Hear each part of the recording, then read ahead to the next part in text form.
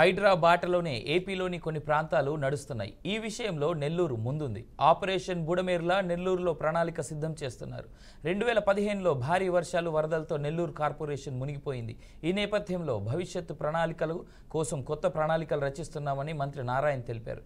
Sarvepalli canal, Ramireddy canal, ఉయ్యాల కాలువ, మల్లప్ప కాలువలపై భారీగా ఆక్రమణలు జరిగాయి.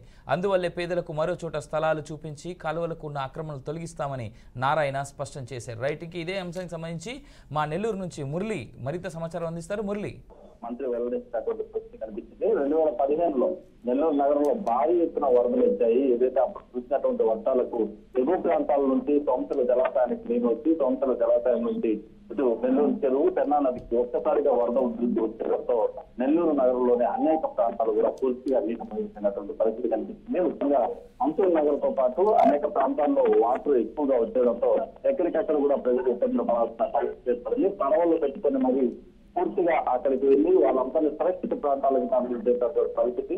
అయితే ఆ సందర్భంలో పూర్తిగా పంట కాలువలు ఇక్కడ కూడా పంట కాలువలు లేకపోవడంతో పంట కాలువల వల్లే పూర్తిగా ఈ వాటర్ పోయే సదుపాయం లేక ప్రజలంతా కూడా ఇక్కట్లు పట్టాలని చెప్పి అప్పట్లోనే నిర్ణయానికి వచ్చారు.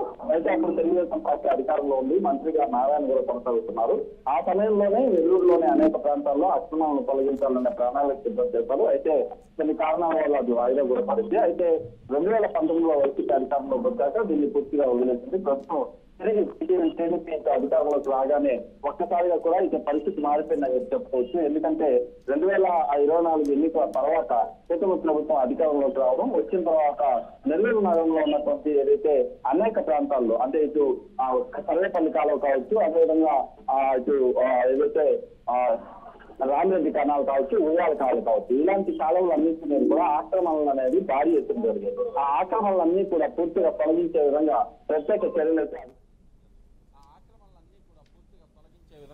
ప్రత్యేక చర్యలు అయితే అధికార యంత్రాంగం చేపట్టింది. అందులో భాగంగా నెల్లూరులో ఉన్నటువంటి సర్వేపల్లి కెనాల్ పైన ఏదైతే కట్ట పైన ఏర్పాటు చేసుకున్నటువంటి పేదలు గుడిసెలు, అదేవిధంగా ఇళ్లు ఏర్పాటు చేసుకున్నారో వారికి అందరికీ ప్రత్యామ్నాయ మార్గాలను చూపించిన అనంతరం ఇక్కడ వీళ్ళందరినీ కూడా తీసుకెళ్లి వేరే కాలువల ఆధునీకరణ చేపడతామని చెప్పి మంత్రి చెప్తున్నారు. మరోవైపు